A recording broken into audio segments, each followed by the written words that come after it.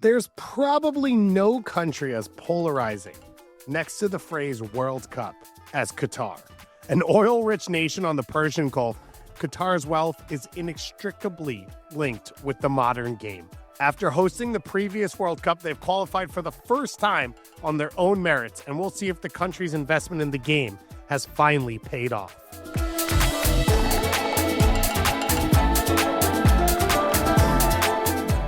Welcome to Kickback Soccer Media's World Cup Capsules, where you'll learn everything you need to know about all 48 of the national teams competing at the 2026 World Cup. From the history of the game, the nation's current World Cup trajectory, unsung heroes, and cultural moments. I'm David Goss, and today we're talking about the Maroons of Qatar. Qatar is one of the smallest yet richest nations in the world. If Qatar was a state in the U.S., it would be the third smallest behind only Rhode Island and Delaware. And it's a country of mostly expats. Only 13% of the population are citizens, which factors heavily into their recruitment and naturalization strategy within the game of soccer. In 1939, oil reserves were discovered, which changed the entire trajectory of the country and became the main source of revenue. Over the last 2 decades, Qatar has ranked in the top 5 of richest countries in the world based on GDP per capita. With the discovery of oil came the growth of soccer. As foreign companies and people called the Qatari peninsula home, the popularity of the game started to take off in the late 1940s. In the 1950s, teams were created throughout the country, some with expats, others with Qataris, and some had a mix between the two. Later in the decade, smaller domestic competitions started to occur. Qatar FA joined FIFA finally in 1963. The national team was formed 7 years later in 1970, and in its first few years of existence mostly competed in the Gulf Cup, an ongoing competition between Arab Gulf countries. In 1992, Qatar won the Gulf Cup and finished second in the 1998 Arab Cup. They won their second and third Gulf Cups in 2004 and 2014. Qatar's biggest accomplishment came in 2019 when they won the Asian Cup in the UAE. They scored 19 goals and only conceded 1 throughout the tournament. In 2023, Qatar repeated their accomplishment and won the Asian Cup a second straight time. Well, there is the full-time whistle, and Qatar are the AFC Asian Cup champions 2023. But the real modern development of Qatari soccer starts in 2004 with the formation of the Aspire Academy, which was built with the goal to scout and develop Qatari athletes while giving them the necessary education. However, Aspire also played a huge part in bringing in athletes from outside of Qatar and working through the naturalization process, an issue that has come under scrutiny. The Aspire generation were able to win the AFC U19 championship in 2019, and with a team mostly built of Aspire alumni, Qatar were able to win the then full 2019 and 2023 Asian Cups. Aspire is funded by the government and currently owns second division Spanish side Cultural Leonense and second division Belgian side KAS Eupen. Aspire also has connections with Atletico Astorga, Leeds United, and Raja Casablanca. This global nature of Aspire has led to a heavy Spanish influence in both style and coaching. Felix Sanchez was a youth coach with Barcelona and eventually took over Aspire in 2006. He spent the following 16 years working in Qatar and working his way up, eventually leading the team at the 2022 World Cup. Aside from Sanchez, many Spanish greats have played and coached in Qatar, most notably Raul, Pep Guardiola, and Xavi, the latter starting his managerial career with Al Sadd. Qatari's national team adapted the Spanish tiki-taka style during the 2010s and is currently coached by highly regarded Spanish coach Julian Lopetegui. This investment in development and general investment in modern football isn't just limited to Qatar's borders. Qatari wealth has had a huge impact on global football as a whole. In 2011, the Emir of Qatar, Tamim bin Hamad Al Thani, purchased 70% of PSG shares through state-run Qatar Sports Investment led by Nasser Al Khelafi. They became the sole owner of PSG in 2012. The PSG purchase changed the fortunes of the club and European soccer in general. PSG is often one of, if not the highest spending teams in the world. In 2017, PSG purchased Neymar from Barcelona for 222 million euros. It's the highest transfer in soccer history. PSG also hold the second highest transfer fee, paying 180 million euros to Monaco for Kylian Mbappe in the same year. They later, of course, signed Messi from Barcelona. PSG eventually would go on to win the 2024-25 Champions League without, of course, Mbappe, Neymar, or Messi. This will be Qatar's second appearance at a Senior World Cup, but you may have heard about their first appearance back in 2022. The winner to organize the 2022 FIFA World Cup is Qatar. Qatar's bid to host the 2022 World Cup emerged as the winner in 2010, coincidentally beating out the United States, who will be one of the three co-hosts of the 2026 World Cup. The decision to give the 2022 World Cup hosting rights to Qatar, which was graded as having a, quote, high operational risk, generated criticism from media and soccer fans around the world. It was criticized by many as being part of the FIFA corruption scandals, which led to the 2015 corruption case. Qatar built 7 stadiums and renovated another in anticipation for the World Cup. The cost was reported globally to be $220 billion, while the Qataris claim it was $8 billion. The controversies didn't stop there. Qatar's treatment of migrant workers, some of whom lost their lives in the construction, was criticized heavily. Qatar's treatment or lack of individual rights for the LGBTQ plus community, as well as all women, was also brought under a microscope. And of course, the schedule changed, as it was the first and only World Cup to be held in the winter months due to hot and humid climate during the summer. But the World Cup went on. On the field, it wasn't good. Qatar lost all 3 of their World Cup matches, 2-0 to Ecuador in the opener, 3-1 to Senegal, and 2-0 to the Netherlands.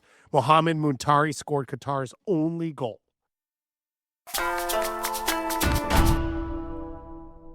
So unlike last time, where Qatar was handed automatic qualification as a host, the Maroons had to earn their ticket to the US, Mexico, and Canada, and it was a bit more rocky than they would have liked. After cruising into Asia's third round of qualifying, they finished 4th in a group with Iran, Uzbekistan, UAE, Kyrgyzstan, and North Korea. And they dropped some shockers in here. They lost both games against the UAE with an 8-1 combined aggregate across the 2 games. They drew North Korea 2-2, a team that was 68 places below them in the FIFA rankings, and they lost 3-1 to Kyrgyzstan, a team 53 places below them. This meant that they dropped into the 4th round of Asian playoff with Oman and UAE. They drew Oman and they beat UAE 2-1, giving them the top spot in the table and booking their spot. Controversially, Qatar was the sole, quote, neutral host of all the matches that were played in this round. When you look at Qatar's tactical identity, you look at their history of bringing in foreign managers. In their entire soccer existence, they've only had 3 domestic managers, none of whom lasted more than a year.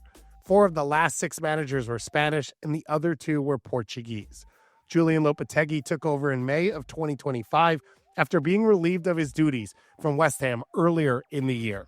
Lopetegui had mixed results with the Maroons so far, with a .500 record. He's been criticized for being cautious at times and playing not to lose. Qatar under him have improved in dead ball situations, which was key in its vital win against the UAE. It's too early to tell if that's his style or if with time things will change. The current trajectory for Qatar is they are still reaping the benefits of the quote Aspire generation, as most of the current players have followed the same path. The entire squad play for the domestic league, which could be a benefit, but there are concerns about a lack of experience. After winning 2 consecutive Asian Cups, Qatar are looking to take the next step of becoming an elite team in Asia. The biggest star for Qatar is Akram Afif. The 28-year-old has featured 129 times for the Maroons and scored 41 goals. The left winger is known for his flashy style and his hard-to-miss afro. He has won Asian Footballer of the Year twice in 2019 and 2023. Like many Qatari national team players, Afif is a part of the naturalization system. His father, who played and coached in Qatar, is of Yemeni descent. However, he played for the Somalia national team and was originally born in Tanzania. His mother is also of Yemeni descent. Afif, like most players in the Qatari squad, is an Aspire graduate. In 2015, he signed his first pro contract with Eupen in Belgium, where he spent 2 seasons. He played 26 games and scored 8 goals. In the summer of 2016, Afif signed with Spanish giants Villarreal, but he spent his entire time there out on loan. He was in Spain. He went back to Eupen, as well as being loaned to the Qatar Star League and playing for Al Sadd, where he had 36 goals in 53 appearances. So he then made the move permanent to Al Sadd. Overall, he has scored 136 goals in 214 career appearances for the club and has racked up individual awards. He's twice been AFC Player of the Year. He's won the Golden Boot twice in the Qatari Star League, as well as the top assist provider 2 times as well. He's made the Team of the Year, Player of the Year, and he's twice been Asian Cup Team of the Tournament. He has even been awarded to the CONCACAF Gold Cup Best 11 back in 2021 when Qatar was a guest team here in the North American region. When you look back on the history of the Qatari national team, there is one big name and legend who stands out. Sebastian Soria is considered one of the best and most successful naturalized players. Born in Uruguay, Soria moved to Qatar in 2004 to play for Al Gharafa at the age of 21.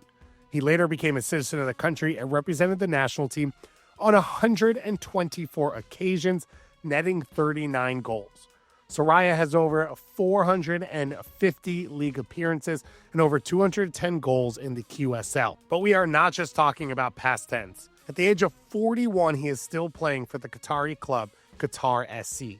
8 years after his last appearance for the national team, he was called back up by Lopetegui for an October 2025 international break. He was subbed in against the UAE in the 61st minute. He's loved in Qatar and considered a legend for what he has given the country. Qatar has a unique fan experience. The support and culture is not the same as in some of the other countries in the region, like a Saudi Arabia or in Iraq. During most, if not all, domestic games, it's hard to not notice the empty seats in the huge World Cup stadiums. Even with big stars being signed, Qatar have struggled to fill stadiums at times. They've reverted to even paying migrant workers to attend. They've tried many initiatives to create better fan culture and to bring fans in. But the national team is generally a different story. A lot of Qataris show up for their national team, especially at home. And with Qatar hosting literally every competition known to mankind over the next few years, including their first of 5 straight U17 World Cups, their fans will have a chance to support the Maroons. Well, here at Kickback, we love to leave every single one of these episodes with 2 things, a prediction and a fun fact. On the prediction side, for this Qatar team, it's really hard to tell. They won the 2019 Asian Cup going into the 2022 World Cup. There was confidence that as a cohesive unit that played together a lot, that had built together, many came through and played as many caps as you've ever seen a national team play, could maybe punch above their weight at a home World Cup. That wasn't the case. They looked out of their depths and ended up only scoring the 1 goal. It's really hard to see a difference this time. They won the 2023 Asian Cup, going into a 2026 World Cup. They have many of the same players, played together a lot. They are cohesive. They've got a high-level manager. The question at 2022 was, could a maybe moderately skilled but almost club team cohesive group contend at a national team level where maybe some other teams are more talented but have less familiarity with each other because they play less often? So the question is if Qatar has improved in that in any way to take a jump. The group draw will decide a lot for this team, but it's hard to see them be that much better than they were at a home World Cup 4 years ago. I think we will struggle to see them go deep in this tournament, let alone get out of the group. Fun fact on Qatar, unless you are a member of the Qatari royal family, it loves a family coup. Qatar became independent in 1971. A year later, the appointed emir, Ahmad bin Ali Al Thani, was on a diplomatic visit to Iran when his cousin, Khalifa bin Hamad Al Thani, led a bloodless coup d'etat to take power over and become emir. After his deposition, the former emir lived the rest of his life in London until his death in 1977. But like father, like son, Khalifa bin Hamad Al Thani enjoyed power for 23 years, but then went on a trip to Switzerland. His son, Hamad bin Khalifa Al Thani, seized control of the country in another bloodless coup. After 9 years of exile, he returned to Qatar to attend the funeral of his wife, and he lived in Qatar until his death in 2016. But we are not done yet. In 2013, Hamad bin Khalifa Al Thani handed power to his son Tamim bin Hamad Al Thani. While there weren't any official coups this time, the reports are that he may have been forced to peacefully hand over his power. All in all, Qatar has had at least 2.5 coups in its 54 years of existence. Make sure to follow Kickback26 on social media and your podcast to get all of our World Cup coverage over the year to come. Thank you all for listening, and we'll talk to you again very, very soon.